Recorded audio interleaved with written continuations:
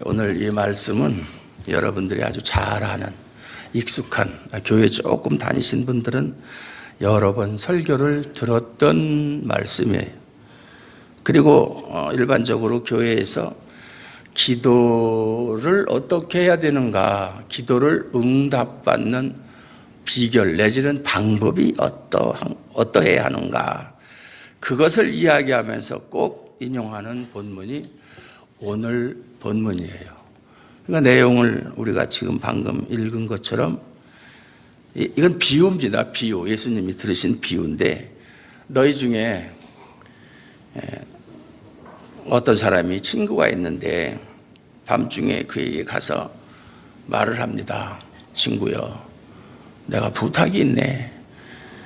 어떤 손님이 우리 집에 왔는데 아마 내가 보니까 저녁도 못 먹고 상당히 허기진 것 같은데 마침 우리 집에는 먹을 것이 떨어졌네. 그러니까 자네가 떡 3덩이, 그 당시 떡 3덩이는 한 사람이 그저 배부르게 먹을 수 있는 그런 정도의 양이에요. 떡 3덩이만 좀 빌려주게. 그렇게 이야기했을 때 그 친구가 안에서 그 말을 듣고 대답하여 이르되, 나를 괴롭게 하지 말라. 나는 이미 시간이 너무 늦어서 또 문도 다 닫았고 아이들이 나와 함께 침실에 누웠는데 어떻게 일어나서 또 음식 먹을 것을 찾아야 되고, 또 내가 일어나서 또 왔다 갔다 하면 또 잠든 아이들도 깰 수도 있고 또 문을 열고 뭐 이렇게 하겠는가.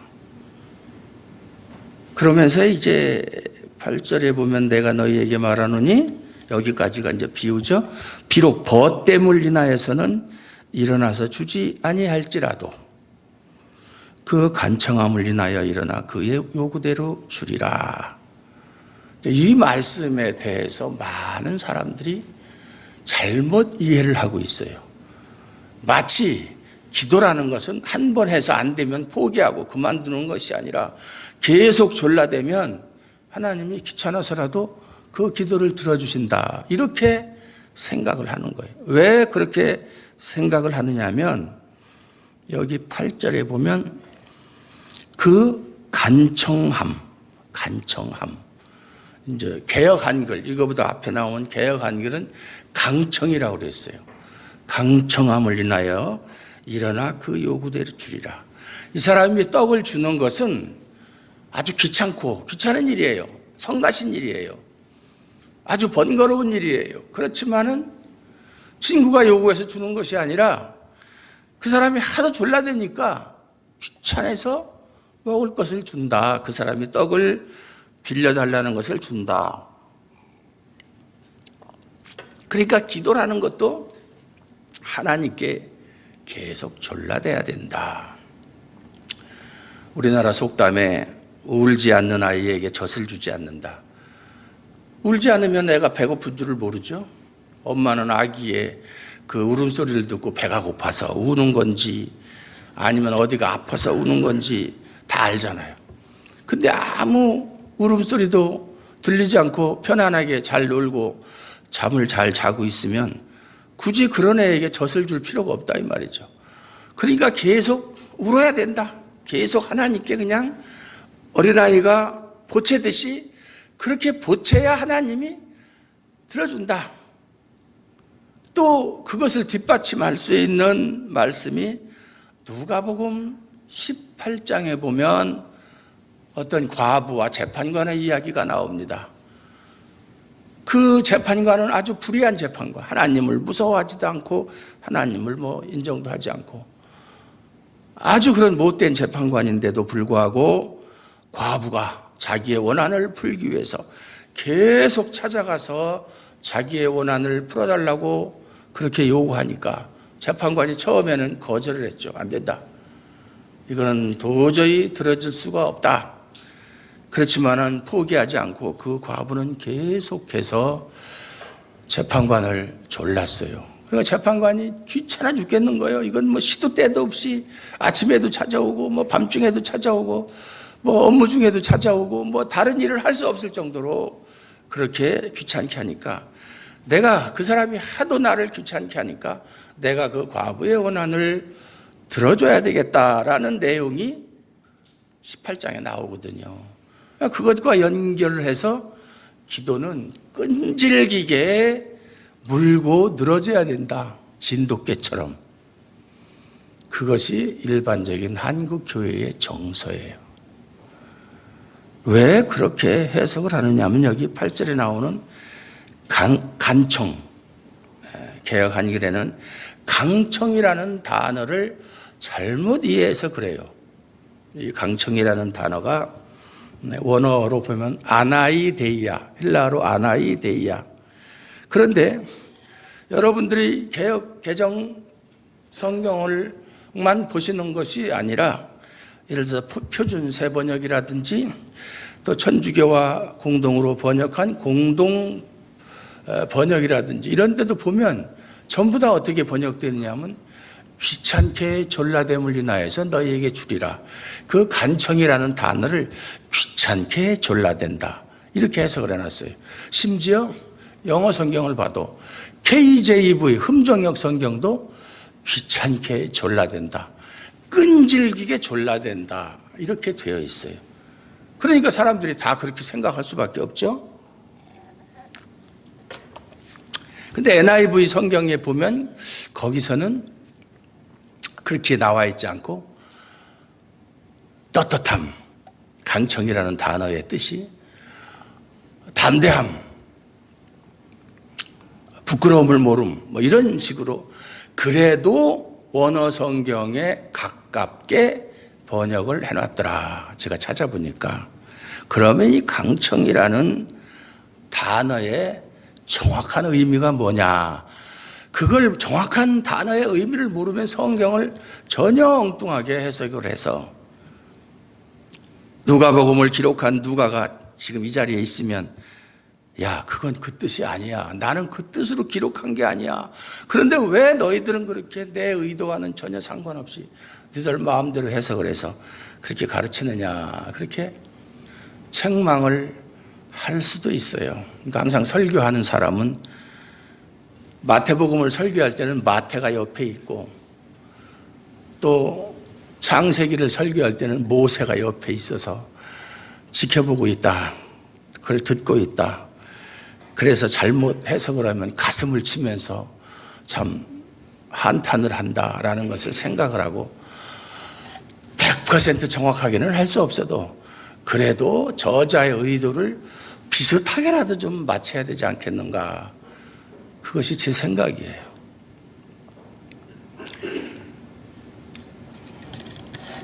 지난주에 명절인데 제가 명절날 집에도 가지 않고 집에 있으면서 혼자 있으니까 떡국 한 그릇 못 먹고 그러다가 갑자기 감기가 들었어요. 날씨도 갑자기 추워지고 그래서 지난 수요일 날도 교회 나오지도 못하고 아직까지도 이 목감기가 낫질 않아서 목소리가 아주 말하기가 힘든데 그러면서도 이 강청이라는 단어의 정확한 뜻이 무엇일까? 그것만 가지고 며칠 동안을 그냥 하루에 10시간 이상씩 고민을 했어요. 이게 무슨 뜻이지? 이것이 해결이 안 되면 전체의 의미가 이게 제대로 해석이 안 되는데 전달이 안 되는데 이게 뭐지? 그래서 이런 것 저런 것을 다 조사를 해본 결과 어떤 결론이 원래는 헬라어가 세 종류가 있거든요. 헬라어가 고전 헬라어가 있고 또 헬레스틱 헬라어가 있고 이제 좀 지체가 높은 사람들이 좀 쓰는 교양 있는 사람들이 쓰는 고급 헬라어죠. 있고 코인의 헬라라고 그래서 신약 성경을 기록한 서민들이 쓰는 헬라어 세 종류가 있어요. 근데 고전 헬라어는 지금 거의 쓰질 않죠. 옛날 소크라테스나 플라톤이나 이런 사람들이 쓰던 헬라어. 그런 사람들의 저서가 고전 헬라어로 기록이 됐는데 그리고 구약 성경을 헬라어로 기록한 번역한 70인역 성경이라고 있어요. 셉투아진타라고 하는 건데 거기에 보면 아나이데이아, 간청이라는 헬라어가 아나이데이아, 그 뜻을 어떻게 해석을 해놨느냐면 부끄러움을 면하기 위하여, 수치스러움을 피하기 위하여, 아니면 떳떳함, 뭐 이런 뜻으로, 담대함, 이런 뜻으로 되어 있어요. 이런 뜻으로 되어 있다가 그 헬라어 성경이 라틴어로 또 번역이 됐거든요. 라틴어로 번역하면서 사람들이 끈질김이라는 뜻으로 번역을 해놓은 거예요. 끈질김. 그러니까 원래의 뜻하고는 전혀 이건 틀리는 거죠. 틀리는 거죠. 계속 그렇게 해왔어요. 그러니까 그것에 의지해서 성경을 해석하다 보니까 기도는 끈질기게 하는 것이다. 여러분 생각해 보세요. 하나님이 끈질기게 기도하고 귀찮게 한다고 해서 들어주는 하나님이에요.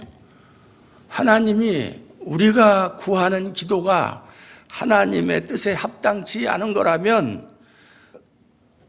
끈질기게 죽을 때까지 먹지도 않고 마시지도 않고 기도한다고 해도, 설령 그렇게 하다가 죽는 한이 있어도 하나님은 안 들어주시는 분이에요.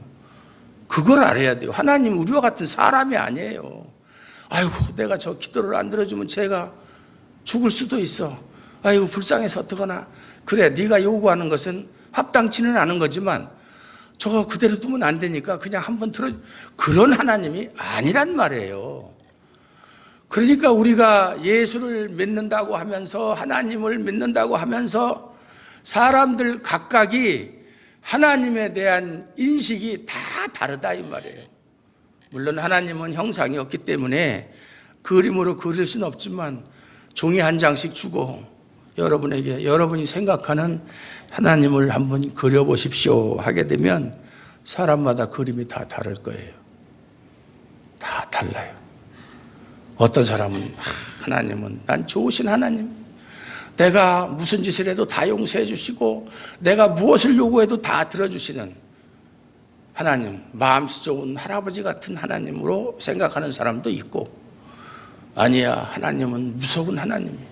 내가 조금만 잘못해도 그냥 넘어가는 법이 없어. 그걸 꼭 끄집어내서 꼭 이야기를 하고 나한테 회개를 받아내시는 티끌만큼의 그런 인정사정도 없는 그런 엄한 하나님이야, 이렇게 생각하는 사람도 있을 수도 있고, 생각하는 게 다 다르다. 그럼 어떤 하나님이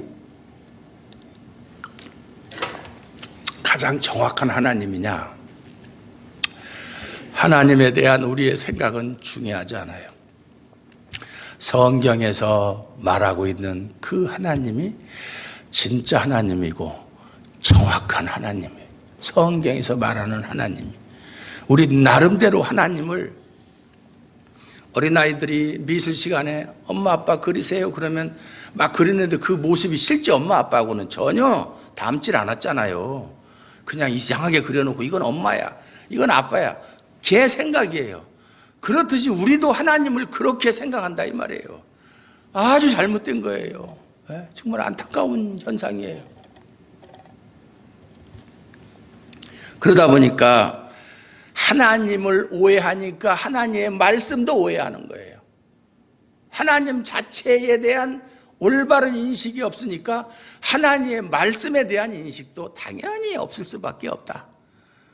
그거예요. 여러분이 부부가 집에 있다가 여보 이렇게 한 사람이 부르면 그때 그 부르는 사람의 기분 상태가, 기분이 좋을 때 부르는 소리하고 화가 나서 뭘 따지기 위해서 부를 때하고는 다르잖아요. 그러면 그 부르는 소리의 의미를 알려면 그 부르는 상대방의 지금 기분 상태, 마음 상태를 알아야 그 의미를 알 수 있잖아요.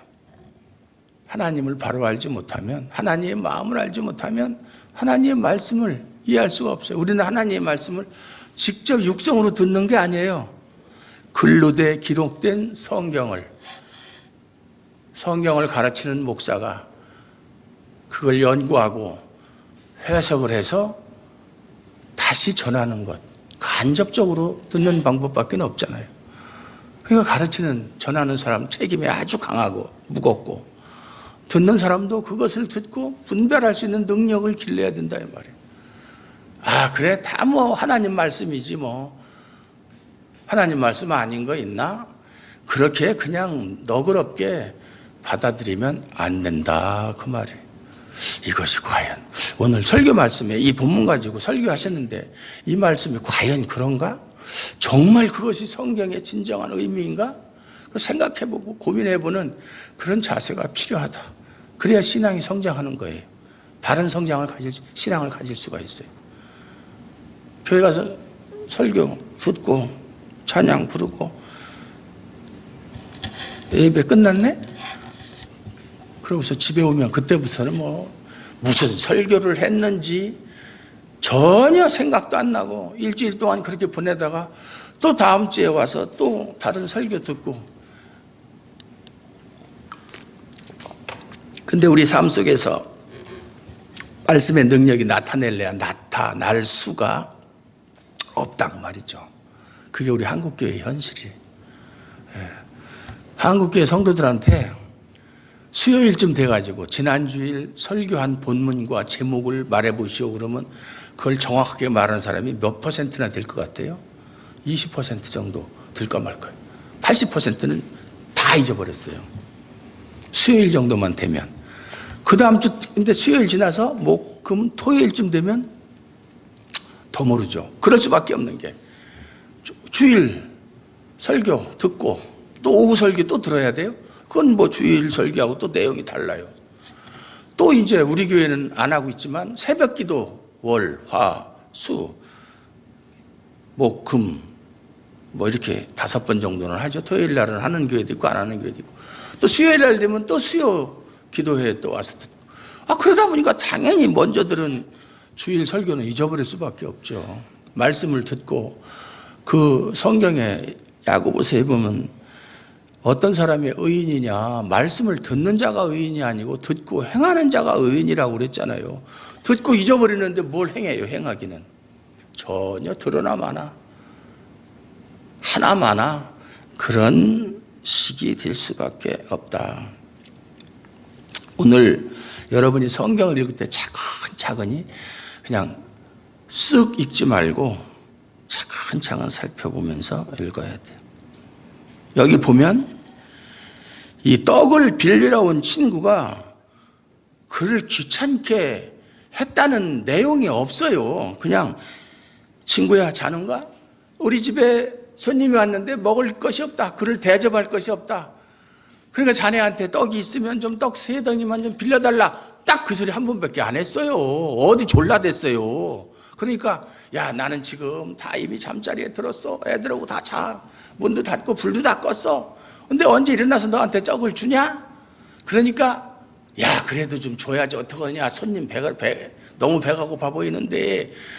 그러니까 아이고 난 몰라. 딴 집에 가봐. 그런데도 불구하고 계속 졸라댄 것처럼 이해를 하고 있다. 전혀 본문하고는 상관이 없는 소리다. 어디 본문에 그런 게 있어요? 없어요. 왜 성경에 없는 소리를 하고 성경에 없는 것을 자기 스스로 상상으로 그렇게 하느냐고요. 그게 잘못된 거예요. 내게 줄 수가 없노라 하겠느냐. 예수님 말씀이. 나는 지금 이미 시간이 늦어서 불도 끄고 문도 닫고 아이들하고 다 잠자리에 들었다. 그러니까 내게 줄 수가 없다라고 했어요.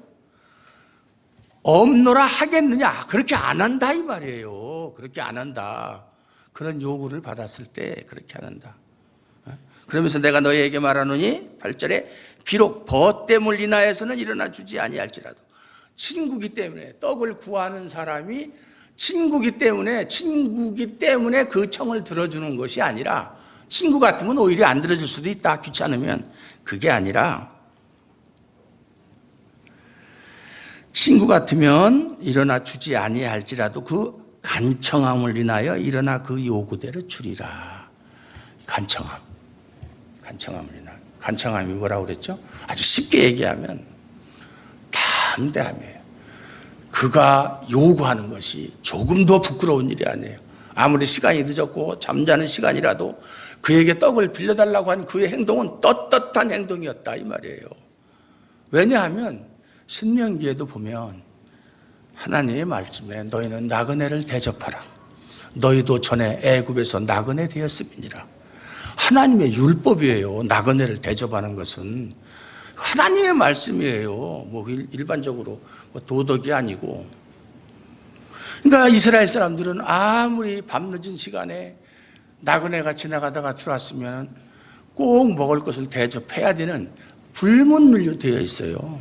만약에 자기 집에 먹을 것이었으면 옆집에 가서 빌려서라도 그렇게 줘야지. 우리 집에 먹을 거 없으니까 딴 집에 가보세요. 이렇게 할 수가 없다 이 말이에요. 그렇게 하면은 그건 율법 위반이다 이 말이에요. 만약에 그렇게 해서 그 사람을 쫓아내면 그거는 그 손님이 찾아간 집의 망신만 아니라 그 마을 전체의 수치다 이 말이에요. 그러니까 그런 일이 있을 수 없는 거예요. 그러니까 이 사람이 시간이 늦었어도 가서 떳떳하게 친구 자는가? 잔다. 지금 다 잔다. 그래? 그렇지만 일어나서 떡 좀 주게. 우리 집에 손님이 왔네. 이렇게 정정당당하게 요구할 수가 있는 것이었다. 그 말이 간청이란 말의 의미다. 그 말에. 여러분들이 기존적으로 물론 지금 제가 말씀드리는 대로 알고 계신 분들도 있었을 테고 아니면 뭐 일반적으로 알고 계신 분들도 있었겠지만 그 뜻이다. 뭐 나중에 집에 가셔서 확인을 해보세요. 다른 분들은 어떻게 설교를 했는가? 이 본문 가지고 요새는 뭐 인터넷이라는 게 발달을 해서요.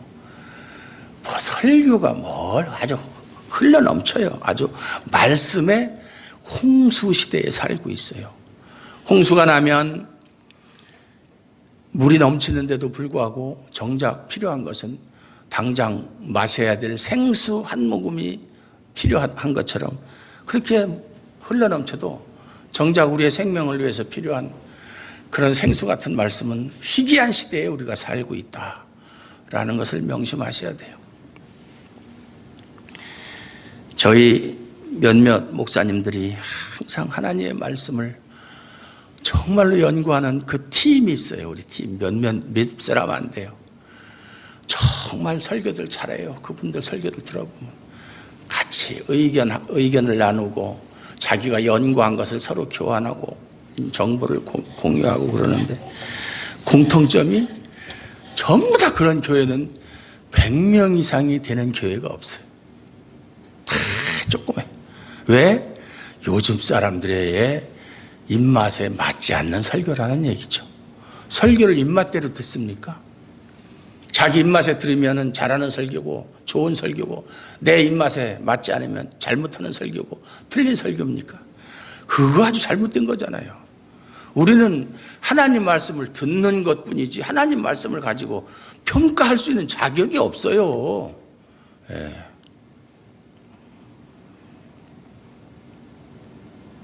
그리고 18장에 보면 예수님께서 그랬잖아요. 인자가 올 때 세상에서 믿음을 보겠느냐.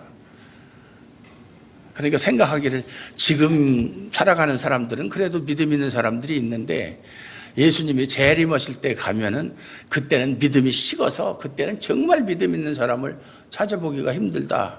뭐 이런 식으로 해서 그러잖아요. 지금도 없어요. 지금도 예수님 볼 땐 믿음 있는 사람 없어요. 예수님 보실 때. 안타까운 얘기죠. 그때만 없는 게 아니라 지금도 없어요. 지난주에 설교한 건가요? 지난주에. 너희에게 겨자씨만한 믿음 하나만 있어도 이 뽕나무가 뽑혀서 바다에 던지우려 하여도 그대로 될 것이다. 그런 능력을 행하는 사람이 있나요? 우리는 겨자씨만한 믿음도 없다는 얘기잖아요. 뭔가 우리가 큰 것을 행할 수 있는 능력이 있다고 착각하면 안 되는 것이고 성경에서 말하는 그 내용 너희의 선한 행실로 하나님께 영광을 돌리라. 선한 행실. 그러면 그걸 꼭 세상 사람들이 말하는 선한 행실. 그래서 교회에서 큰 교회는 돈이 많으니까 뭐 이렇게 가난한 사람들을 위해서 어떤 뭐 이렇게 프로그램을 실행해서 도와주기도 하고, 뭐 소년 소녀 가장이라든가 장애우라든가 이렇게 많이 도와주면 세상에서 칭찬을 한다. 그렇게 하면 칭찬하죠. 왜요? 그 착한 일이라는 것이 세상 사람들이 생각하는 착한 일이기 때문에. 그래서 칭찬하는 거예요. 그런데 그것이 아니고 정말로 그들이 생각하는 세상 살아가는 방식, 가치관과 다르게 살아가면 그때부터는 소위 왕따를 시키고 미워하는 거예요. 그걸 보고 오히려 배우고 세상이 변하는 것이 아니라 어떻게 하면 저 사람을 왕따시켜서 내치느냐, 그거 생각하는 거예요. 그래도 끝까지 그것에 개의치 않고 굴복하지 않고 살아가는 것이, 예수님의 말씀대로 살아가는 것이, 그게 착한 행실이에요. 우리가 생각하는 도덕적으로, 상식적으로, 일반적으로 행하는 착한 일하고 성경에서 말하는 착한 일하고는 완전히 다른 거예요. 근데 우리는 세상적으로 생각하잖아요. 가난한 사람 도와줘, 구제하고 과부를 도와줘. 물론 그렇게 해야 되죠. 그거 좋은 일이에요. 착한 일을 하면, 우리가 성경에서 말하는 착한 일을 하면 세상 사람이 우리 보고, 야, 정말 저 사람들은 착한 사람이다, 나도 예수 믿어야 되겠다. 세상이 변하나요? 천만의 말씀이에요. 세상은 결코 변하지 않아요. 하나님의 아들이신 예수님이 이 땅에 오셨을 때도 빛이 어두운 세상에 왔으면 당연히 빛을 환영을 해야 되는데 자기들의 죄가 드러날까 봐 예수님을 죽인 것이, 그것이 인간이에요. 그게 인간이고 그게 우리들이에요. 우리들. 제가 그렇고 여러분이 그렇다는 얘기예요. 거룩한 척 하지 마세요. 목사가 뭐 거룩합니까?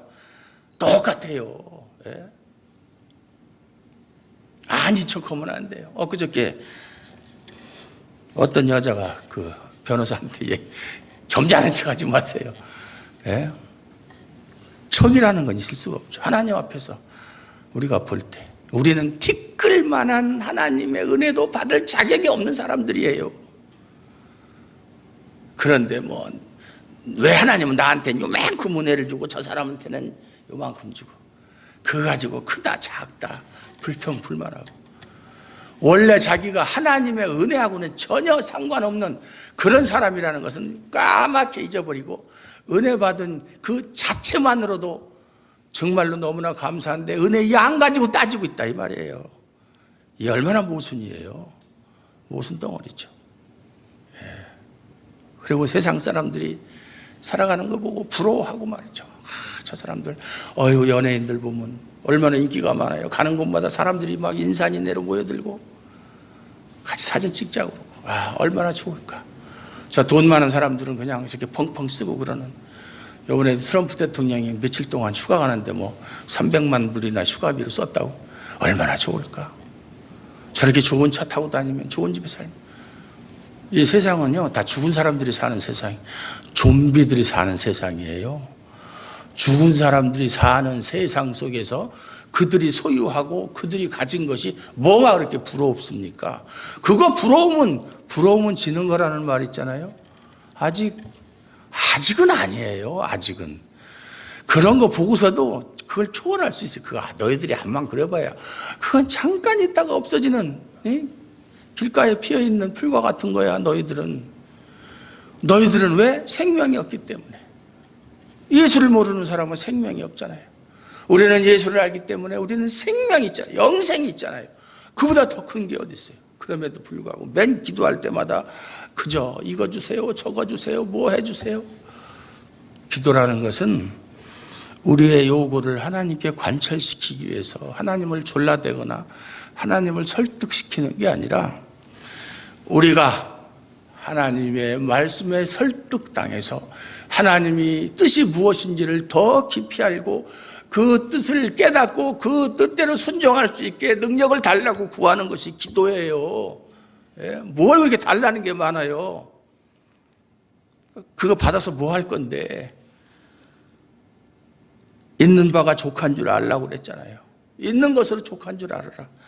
사람이 아무리 많은 것을 가져도 계속 욕심이 없어지질 않아요. 채워지질 않아요. 이 사람의 욕심은 바다보다도 더 깊고 넓다고 그랬어요. 그런데 여기도 보면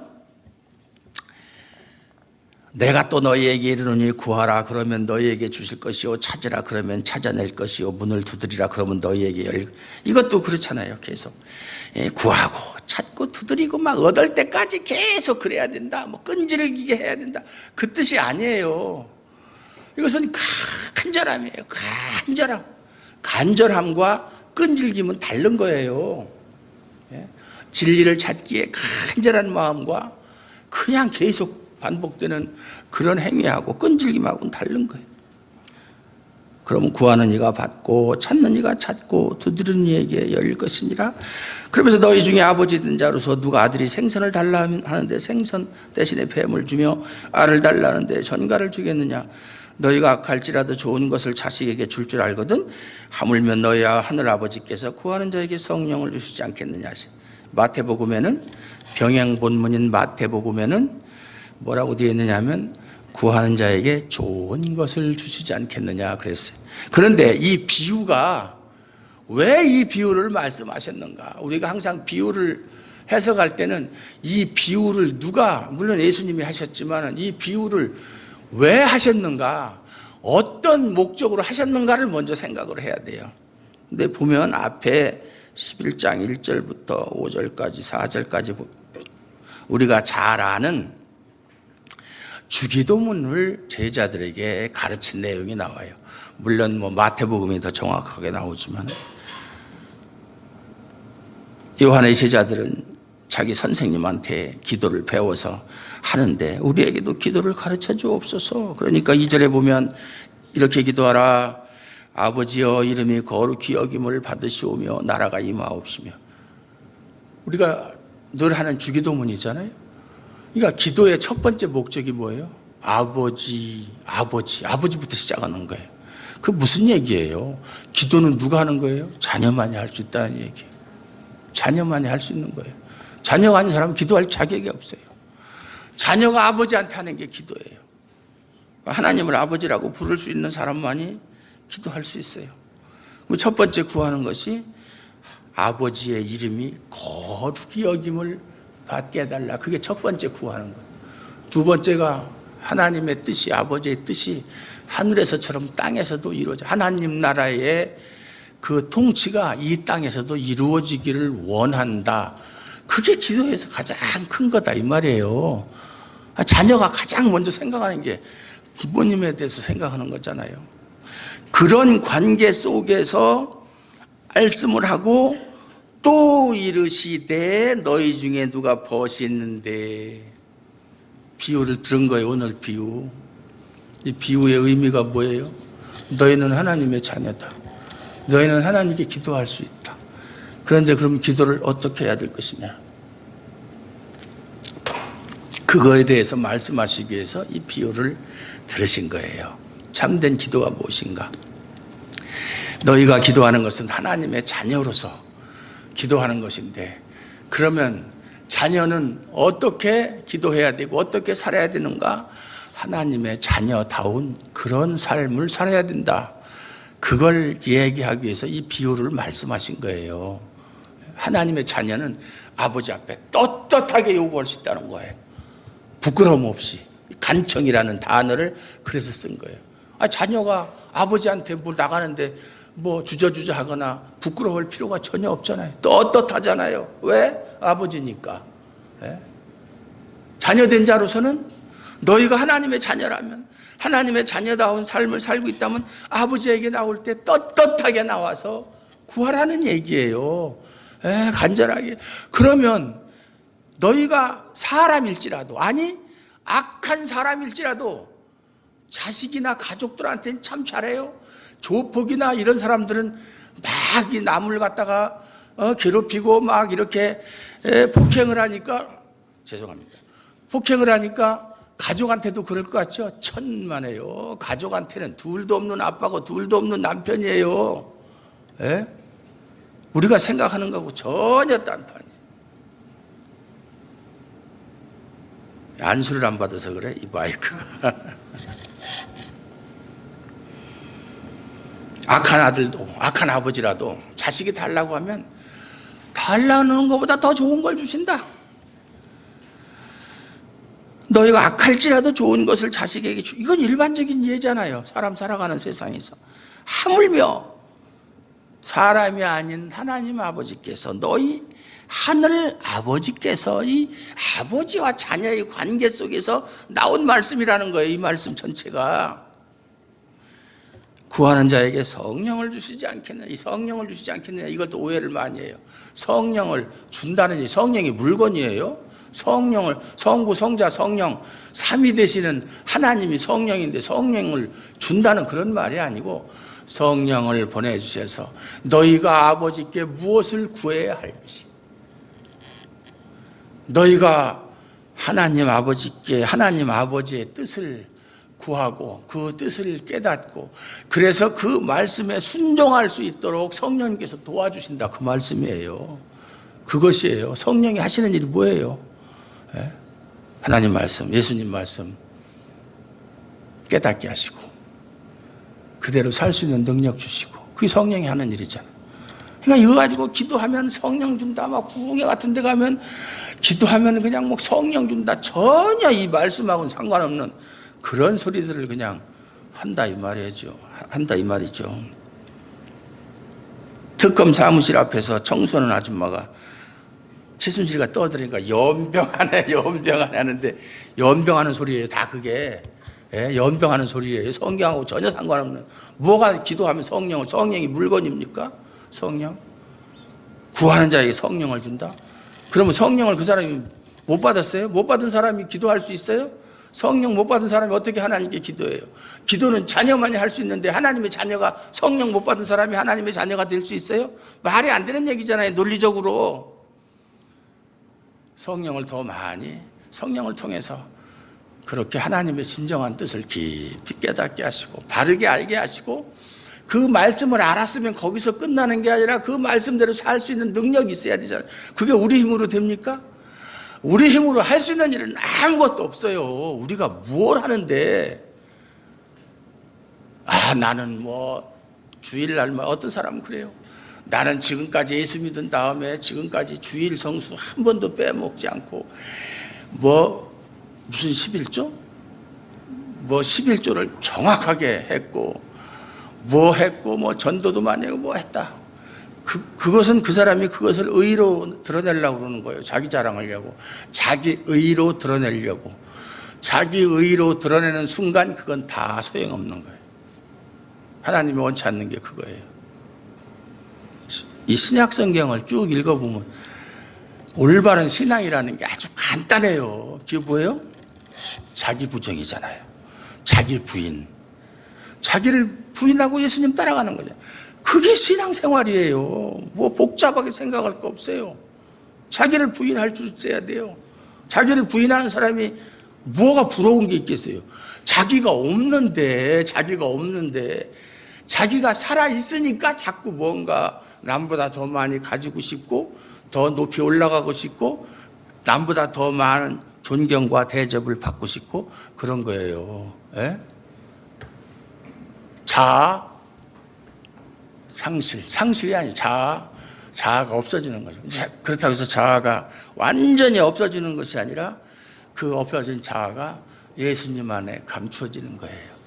그게 진정한 신앙의 믿음이에요. 그런 믿음 가져야 돼요. 그런 믿음 가진 사람은 세상에 감당할 수가 없어요. 무엇이든지 하나님께 구할 수 있어요. 그 사람이 구하는 것은 다 하나님의 뜻과 일치하는 거예요. 자기를 위해서 구하는 게 없어요. 왜? 자기는 이미 없으니까. 자기가 없는 사람이 자기를 위해서 구할 필요가 없잖아요. 예를 들어서 자식이 없으면 자식을 위해서 뭘 구하겠어요? 마찬가지로 자기가 없는데, 자아가 없는데 무엇을 자기를 위해서 하나님 이거 주세요, 저거 주세요 구하겠어요? 오직 구하는 것은 아버지가 원하는 것. 아버지가 저를 통해서, 나를 통해서 하나님의 뜻이 나를 도구 삼아서 그 뜻이 이루어지게 하려고 하나님이 우리를 택하셨다. 우리를 도구 삼아서 하나님의 뜻을 이루시려고. 그게 신앙생활이에요. 신앙생활, 우리나라 사람들은 말이죠, 뭔가 막 눈에 보이는 걸 좋아해요. 뭔가 해야 돼.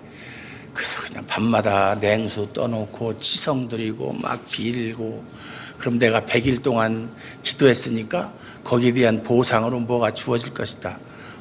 그건 샤머니즘의 사람들이 하는 것이고, 우리가 늘 하나님을 기도할 때 하나님께 막 매달리면 들어준다. 그러면 그 기도는 기도가 아니에요. 그거는 주술이에요. 주문에 외우는 거예요. 지성이면 감천이다. 지성이면 감천이라는 것은 기독교적인 용어가 아니에요. 성경적인 용어가 아니에요. 하나님은 긍휼을 베풀 자에게 베풀고 불쌍히 여길 자를 불쌍히 여기고 하는 것은 하나님이 하시는 일이지, 우리가 이렇게 해주세요 저렇게 해주세요 한다고 해서 그 뜻을 들어주시는 하나님이 아니라고요. 그걸 분명히 아시기 바랍니다. 하나님은 지금 이 시간도 여러분의 마음을 감동시켜서 하늘 아버지의 뜻을 분명히 알게 하시고 그 말씀 가운데서 살아갈 수 있는 능력 주시기를 원하시는 줄로 믿습니다. 이러한 좋으신 하나님을 찬양하는 저와 여러분이 되시기를 주님의 이름으로 축원합니다. 하나님 아버지 감사합니다. 오늘도 하나님의 귀한 말씀 주심을 감사드립니다.